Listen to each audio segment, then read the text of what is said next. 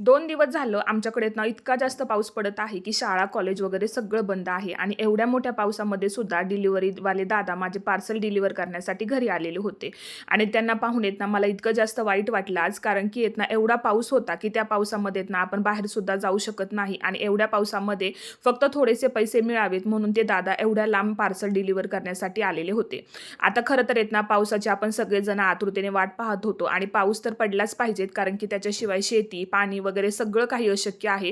पण मला असं वाटतं, की एवढ्या पावसामध्ये सुद्धा थोडेसे पैसे मिळावेत म्हणून ते दादा एवढ्या पावसामध्ये सुद्धा आलेले होते आणि आपण ना देवाचे आभार मानले पाहिजेत, की आपल्याला राहायला घर आहे, फिरायला चारचाकी गाडी आहे, पण तरीसुद्धा आपण ना देवाकडे तक्रार करत असतो. घरात बसून आपण पावसाचा आनंद घेतोय, पण काही ठिकाणी असंही आपण पाहिलंय, की घरं जी आहेत ती पूर्ण गळतायत. कोणाच्या घरामध्ये पाणी शिरलंय, कोणाला थोड्याशा पैशांसाठी का होईना, पण बाहेर पावसामध्ये जाऊन 24 तास काम करावं लागत आहे. आता येणारा पाऊस हा सगळ्यांसाठी सारखा नसतो, त्यामुळे समाधानी राहायला शिका आणि देवाचे आभार मात्र नक्की माना.